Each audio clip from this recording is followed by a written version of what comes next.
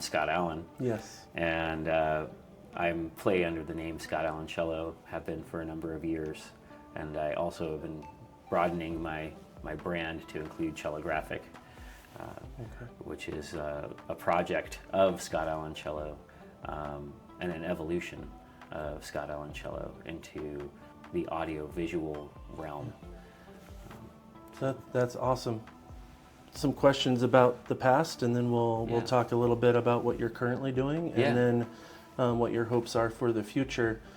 Some history, people that may not know who you are. Did you grow up in Portland? No, I grew up in the Seattle area and grew up in a very musical family. Cool. We have professional musicians in all kinds of different genres on both sides of my family. Yeah.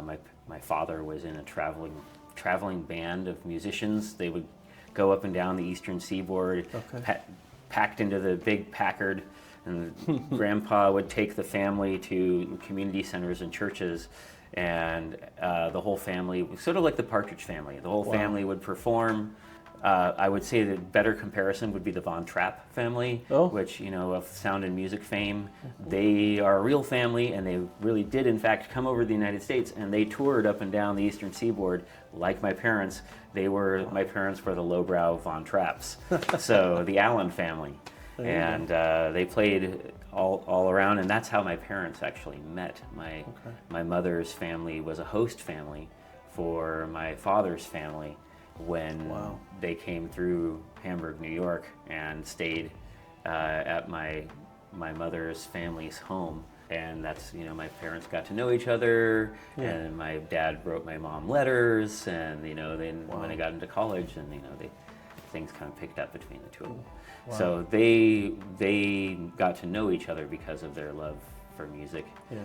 And both my sister, my mother and my mother's brother were very active musicians. My mother studied organ. She was an organist at Oberlin, and her brother, Scott Nickrens, he's a world-class violist, and I was explaining to you earlier, he's the Dean of Chamber Music at the New England Conservatory, and definitely runs in the blood. Is it fair to say growing up then, like, you'd walk in the front door from school or whatever, and maybe somebody was playing whatever instrument, and it was like music happened all the time at home? All the time. Always Very in the car, classical music being played on the stereo. Always at dinner time. We have family dinners, and always at dinner time, music in the background. My dad would have, a local classical station, or maybe some vinyl playing some classical music, or maybe some jazz, but mostly classical. That was, that was their cup of tea, and that was the environment that we lived in, for sure. Yeah. And I fell asleep every night listening to my mom playing the piano, because her piano was in the living room, which is above my bedroom, and I would hear her called woodshedding, like going over the same material over and over again, trying to practice the rough spots. Yeah. And it was a little jarring. I think, strangely enough, it's like piano's not my favorite instrument, and it maybe is because of that. Wow. But yeah, it was wonderful growing up in that. And, I started taking cello lessons when I was 5, and then had private lessons all the way till adulthood, and played in the youth symphony and all of that. So it was definitely the classical upbringing. Yeah. But yeah, that's awesome. Was there ever like my memory when I was really, really young isn't the best, and I've ran into people that remember things from being very young, which I don't have that for whatever reason. But when you were young and around that environment, was there a moment that you can remember, and it's okay if you don't, but was there a moment that you remember being like, I know what instrument I want to play, that's what I want, like you fell in love with the cello, and like this is going to be something that's going to be a lifelong thing for you? Was there that moment of like, aha, I played the trombone a little bit when I was a kid just because I thought it was cool with the slider and all of that, but it wasn't like that's my thing. Yeah. right? Did you ever have that moment of like, yeah, this is what I want to do? Well, I remember the moment, but it wasn't so much of a want, but I remember how the decision was made. Okay. So when I was 4 years old, I started taking rhythm class lessons at these little red sticks. You tap them together, Okay. and this woman, Lorraine Hughes, Yeah. was a volunteered at the library to teach rhythm to kids. And so we bang the sticks and ti ti ti ti ta ta ti ti ta ta and learn our rhythms and mimic her. And that was sort of the basic little musical introduction. And that was at age 4, and my mother found out that she also taught cello lessons. I think that my mother had always loved the cello. She showed, I remember I was sitting in the den at home. She showed me a picture of a cello and said, well, what do you think? Would you like to play this instrument? And I was like, sure, okay. Yeah. And she's like, all right, you start lessons next week. Oh, wow. And so that was it. And so Wow. that was the summer, 5 years old that summer, or turning 6 at the end of the summer, so still 5. Yeah. Anyways, Yeah. right around that time Wow. in my life. So you moved from the East Coast to the West Coast. Was there a stop in the middle? Oh, no, I was living in Seattle at Okay, that time. okay. And I was in Seattle all the way until my early 20s. Okay. And that was when things sort of changed for me in terms of my music. I was in an audio engineering program at the Shoreline Community College in Seattle, North Seattle. Okay. And under Bruce Spitz, who was a great recording teacher, taught me a lot of things, ran a really fun department. While I guess he liked me and thought that I had my act together well enough that they let me be in charge of the studios at night. So Wow. I was the studio manager in the evenings a few nights a week, which meant I got paid a whopping $8 an hour, which at the time wasn't bad, Yeah. to keep the studios open so that other students could do their audio engineering homework at night up until midnight. But it also meant that I had access to the studios and I had friends in bands. And so if I was just sitting around, I'd be like, hey, come on down, bring your gear. I've got some tape, we'll throw it on the reel-to-reel and we'll record some stuff. And so I started experimenting with my cello and recording in the studio. And so I was in my early 20s at the time and just experimenting with some of my first non-classical sort of recordings. That continued as I moved to Boston when I was 24 and started getting into web design as when I went to art school and created some of my first projects that were a cross between musical performance and sculptural art. Those first experiences that I had in that format was in 1996 at Mass Art. Okay. And while I was working with Taylor Davis, I was her assistant there. Okay. So everywhere I've gone, it feels like I've been an assistant or manager person recruited by my professors. That's awesome. In the music that I've been doing and or art. So you went to school for technology type stuff. Yes. Did you ever go to a school to be a trained musician? Did you ever transition into that? So it was really the family musical environment and just having that be a part of your life the entire journey that really has stuck by you as maybe a best friend during it all. That is it. It's the part that makes it a core part of me, and it is one of the reasons why my music is so driven by nostalgia. Okay. Is that it's about a reflection of my childhood, really, my music, and it's one of the reasons why I think of Cellographic as sort of a portal in time, or a time. It's almost like a time machine or a nostalgia machine. Okay. I like to imagine it as almost like an alien artifact. It has this ability to, when I'm playing it, to tap into my mind and find things hidden from my subconscious and bring them forward, that maybe they're things that I saw or witnessed once when I was younger. And it's one of the reasons why I like to broadcast through Cellographic so many things that are of a vintage nature, because that's sort of the spirit of my music, and that is, I feel like, what I like to I like to bring out these images from the past that people may have forgotten and display them that way through this cello. Cool. Would you say there's a little bit of pop culture, like warm fuzzies from your past that kind of bleed into what you do? Absolutely. Yeah. That's awesome. MTV, the original broadcast of MTV when on the moon planting the flag Yeah. with the pop culture art on the flag on Yeah. the moon is a strong influence in a lot of ways. I like to modify my videos with pop art elements. I like to mix different media forms. Try to stick with at least one of the. If I'm layering videos, at least one layer is going to be something that is 1980s or before. I would say that since those early 20s years, we were talking about, my classical education, I was always more of an ear player. Yeah. Some people, my mother, for example, you ask her to play something off the top of her head, and she would be like, But sheet music needs sheet music all the time. Yeah. And worse is myself, my teacher would put sheet music down in front of me and say, play this. And I would look at it. I would play it poorly. Yeah. And, I could read, but not read really, really well. It just wasn't the way that I thought about music. My mind listened, and I heard things in my mind, and it came from within. Yeah. Or it came from here.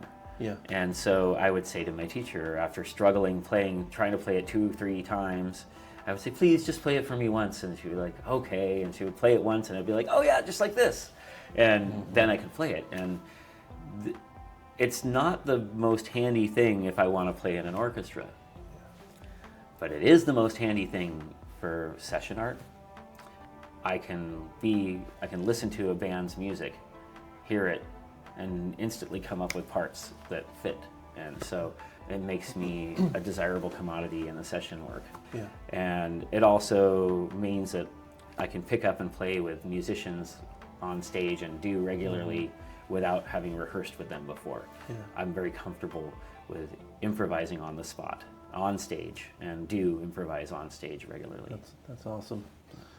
So something the other day, because you and I have been hanging out a little bit, the other day you mentioned someone in your life that, and I might have the verbiage wrong, but you mentioned a person that caused you to be more intentional. Do you remember saying that? Yeah. And who that was and what that meant to you?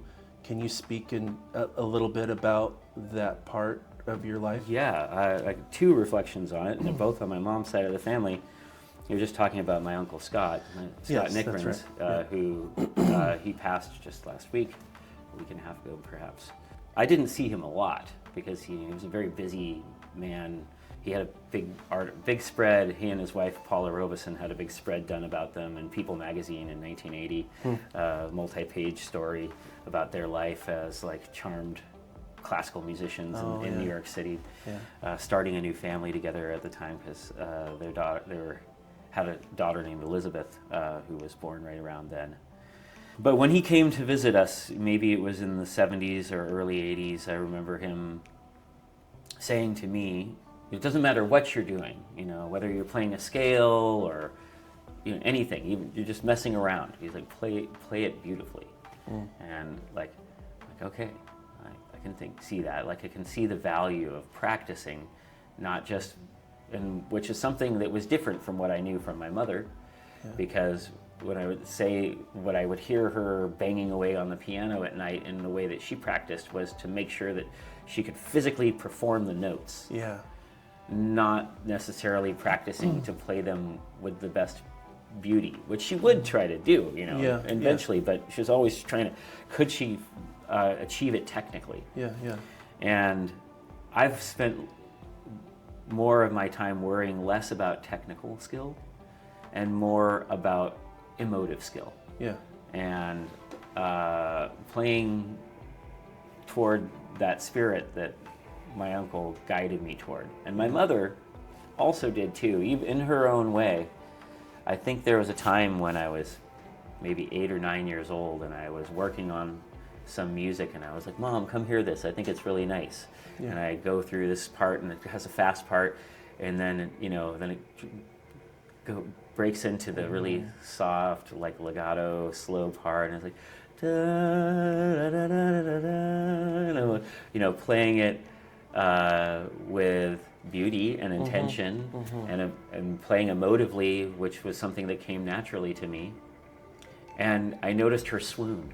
I noticed her go, and I was just like, that's it. That's the thing that I want to do. That's I want to make other people, because I feel it. I want other people to feel that. I call that the goosebump moment. Yeah. Where you listen to a certain part of a song or whatever, and it just hits you, and it's like it's just all consuming. Yes. It's really crazy. I love to have those moments. And when I perform, and I'm improvising live, and I'm having a moment of discovery. When I feel that goosebump moment, I feel that moment of discovery occurring, and I'm inside my mind, I'm like, yeah, what's happening right now? Oh yeah, I'm really loving this. And I'll go back and watch video of it. I'll see my smile start to creep in my face. I'm like, yeah, that's the moment where I was really feeling it. And then I'll finish playing, and there's very much a sense of catharsis, that occurs in that moment of discovery. And I'll reflect sometimes with my audience and say, hey, did you guys feel that too? That was really great for me. I hope you really enjoyed it too. Yeah, no, that's awesome. I like to take people on those journeys. That's really cool. Yeah. We have this beautiful instrument. Yes. Cello. Yes. That, as far as I know, you can't get on the internet and buy one of these. You cannot. No one's ever made one. No. And we call it Cellographic. Cellographic. Yes. Yep. I knew that. I just wanted to hear you say it again. I think it's beautiful when you have it all hooked up. Let's maybe talk about how this came to be. Yeah. Did you have an amazing dream of being like, hey, I want to project things in? By the way, everybody, the back of this is hollow, and I'll let you explain it, but it is something that, in my opinion, is just very special, and for the audience, I think it really connects them to you in a way that you don't often find when it comes to music or instruments, and I think it's really special. Thank you. So tell me about it a little bit. Like, what was the initial thought that started this journey for you? There's a number of things, I guess. If I were to go back, well, first of all, I can't speak about Cellographic without also mentioning Keith Fick, who helped me build it. He's an amazing machinist and engineer. And the creation of the cello was definitely a collaboration of the two of us. Yeah. I purchased a cello. There was a standard student model cello, took the top off of it and said, hey Keith, let's build something cool with this. Yeah. And I said, I'm going to go get this top recreated over at Tap Plastic in this 1/2-inch sheet of acrylic. And you can help me mount it on here, and we're going to do something cool with it inside. But at that point in time, I still hadn't decided. Yeah. At first I was thinking, let's make an infinity mirror out of it. Yeah. With lights, LED lights going around the outside, and being able to do colored lights and control it with MIDI and other things like that. And that would have been cool. But the problem with that is that it would require the audience to look at it from a certain angle in order for the infinity mirror to align right, and that's not always going to be possible for an audience, and it seemed limited and a bit gimmicky. And we can do better than that. And then so the next idea was to create some kind of a track system on the inside for a camera to be mounted that could be controlled up or down and sped up and slowed down and pivoted in different ways, so that someone with a remote control in the audience can move the camera around inside, and then work with artists to have a removable back panel where we put 3D art of different kinds, maybe fiber art or some other kind of micro sculptural art in there, and so the camera with a sort of fisheye lens on it so that it really only sees what's really close and everything else is blurry, sort of could travel around and go on a journey inside the cello while I'm playing the music. That was idea number 2. Okay. And that idea I really liked. I felt it had a lot of merit, and maybe I'll still build that. But the limitation on that was the camera track and the mechanical element of it. I thought, if we're touring with this, taking it out, putting it on stage over and over and over again, that the mechanical element inside could break in transit, and I might not have the skills to fix it. Yeah. And I didn't want to have that. Whereas if we could do it based on projection, I can always have a spare projector. Yeah. So, and Keith was, he was like, yeah, maybe projection would be a cool idea. And I'm like, yeah, that's a cool idea. I like that too.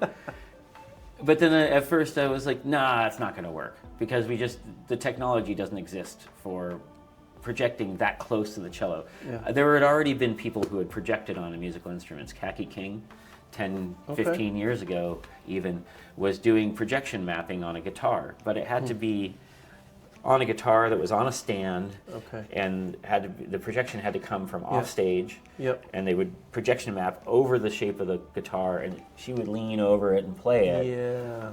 But I didn't want that. I didn't want off instrument projection. I wanted the projection to be part of the instrument. Yeah. And I didn't think that was possible. And then I did some research and found ultra short throw projectors, which are relatively newer, and realized that I could get a projector that could be within a foot or two of the instrument, and so still attached. And so if I move, it moves. It moves, yeah. And that was really what opened the door to it being possible. And so, I went out and got the projector that we use, and collaborated with Keith on building all these different elements. Like, I created the fingerboard, I did all the body painting, and so are the sides? This was Tap Plastics work from the original instrument you had purchased. What part is original here? From the sides are the original cello, and the neck and the headstock are the original cello. Okay. End pin. What's been replaced is the back panel, front panel, the tailpiece. There's an extra mount on the bottom here that allows us to mount the projector. Okay. There is a fabricated bridge that was cut on Keith's CNC machine and then polished. I poured this in clay. I just took the original fingerboard that was on there, and pressed it into the clay, and then poured resin for that. Awesome. And we did, some careful machining to get some custom bolts that Keith made to run through the instrument and hold it all together. Like I said, he's an amazing machinist and a great collaborator, good friend. Awesome. So the idea of Cellographic is moving picture that's viewable from the crowd, that's projected from behind the instrument, right? And then you have another short throw projector that is projected behind you. Yes. And what's the goal of how those two play with each other and incorporated with the music? Yeah, that's a great question. And I'll say it goes back to, what is this thing? It's a nostalgia machine, right? It's not this sort of like, yes, it's a space age thing, it's this modern futuristic device, but it's not, it's to reinvent something from the past and to reinterpret and to bring things from the past into this modern format in the future. Yeah. And so not only do I look to vintage media sources, which I've been making music videos out of for the past few years, and made over 60, almost 70 now, maybe 70 music videos out of vintage footage. And so it's part of that inspiration was to display some of that material, but I wanted to use the background projection in relation to the cello in the same way that you would have in traditional cell animation. So that is another format. So not only do I want to use material that is older and vintage, but I also want to bring back the concept of cell animation and give it a modern take. Okay. You know, everybody's doing 3D animation on computers now, and people don't really do cell animation so much anymore. But this is sort of a modern way of doing that, because the cello becomes the cello, right? As it becomes the cell paper that is projected into and allows us to have a foreground image with a background that is that character or whatever the relational environment for the foreground story. That's awesome. Yeah. And are you finding pieces of music that you played when you were a kid that you can incorporate, or is it just really you as a creative person finding the medium or the animation, and in your mind you're like, oh, I know exactly what I'm going to play, and the goal of when you do a gig, maybe for a corporate environment or whatever, obviously you'll probably have a set list or whatever. Is this part, verbiage might be off a little bit, old stock, if you will, of music combined with your own stuff that you've just created over time? Is it a blend of a lot? It's a blend of a lot of things, isn't it? Well, I don't do covers, and I don't do classics. I don't play things that other people have played before. And I'm sure that's the question that you've been asked all before. 100% original material. Yeah. But what it is, this is, as I was saying before, this is born out of Scott Aloncello. Yeah. Under Scott Aloncello, I created a whole series of vintage music videos. Yeah. But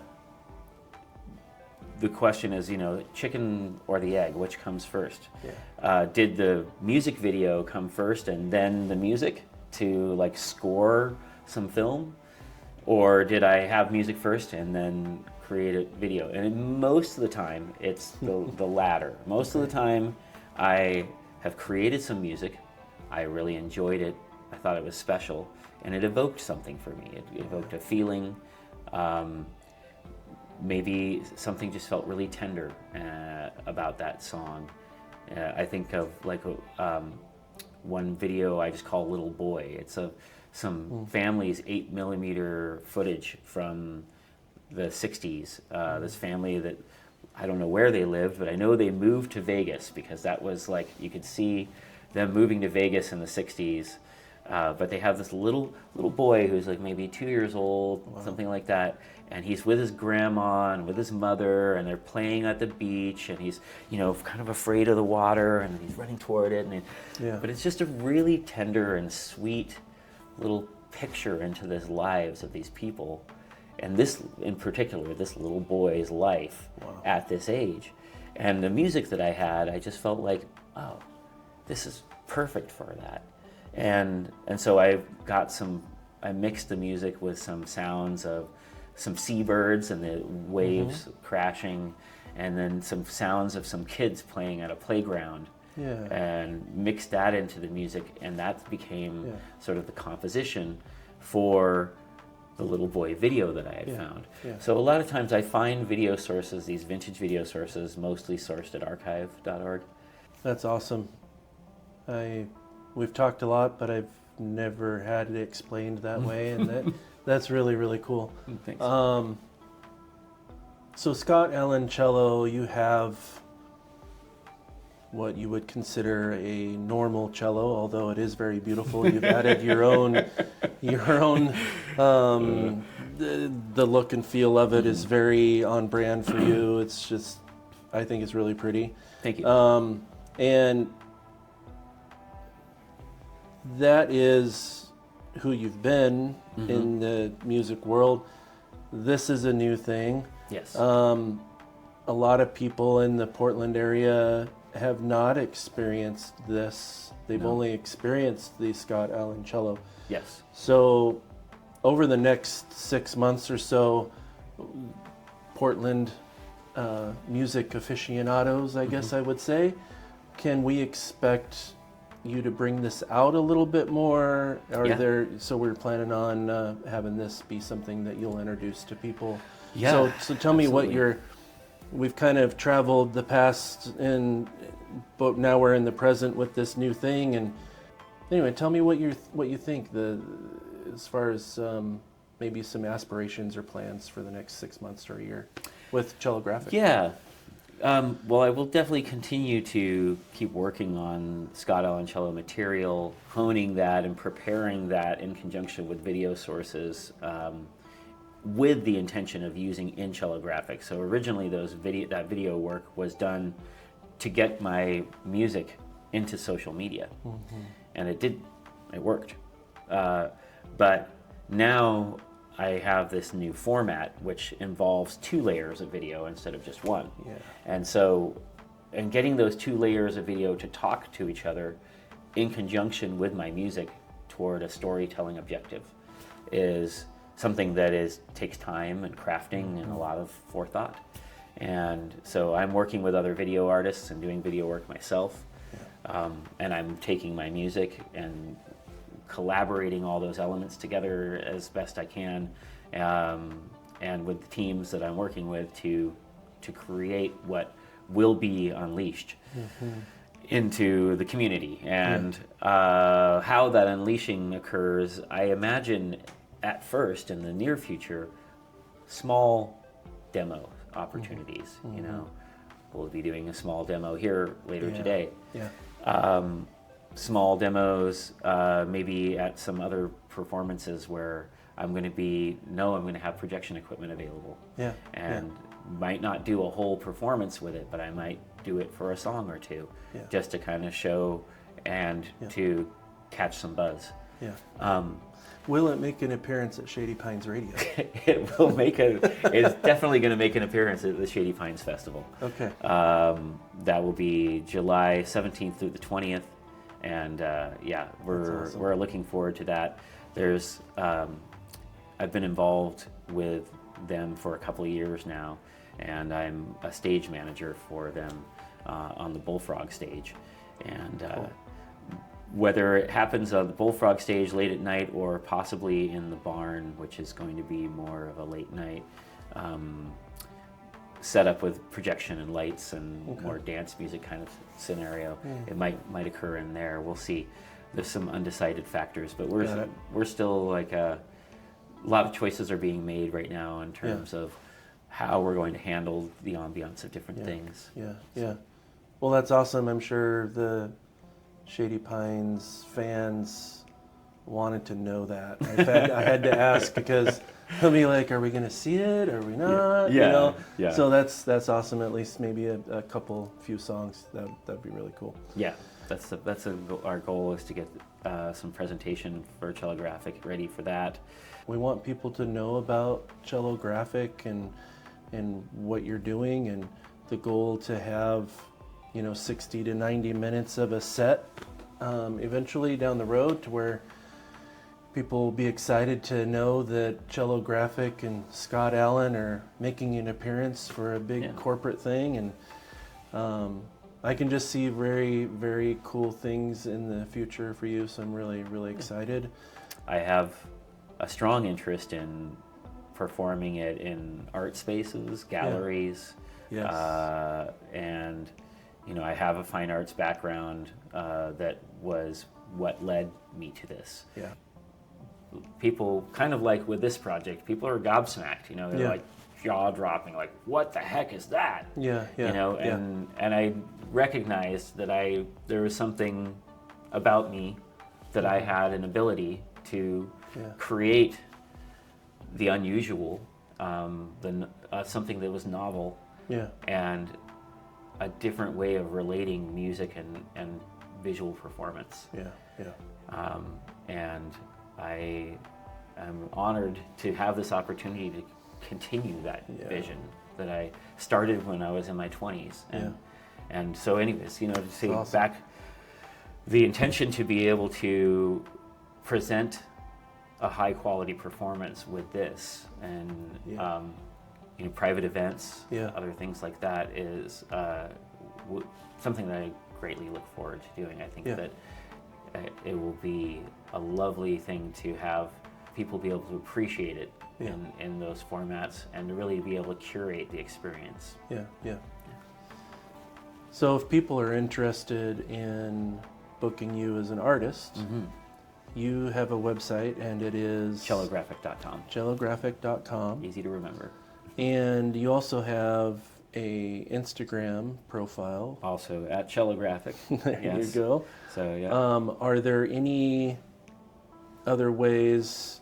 Is there the entity that is Scott Allen Cello? Yes. Is that also on Instagram? It is also on Instagram and on YouTube. They're both on Instagram and YouTube. Okay. And YouTube is, what's the YouTube channel At name? Scott Allen Cello there and we at go. Cellographic. It's There you go. consistency all around. That's awesome. So and the Scott Allen Cello is just really the engine, the creative engine for the material that works its way Perfect. into this product.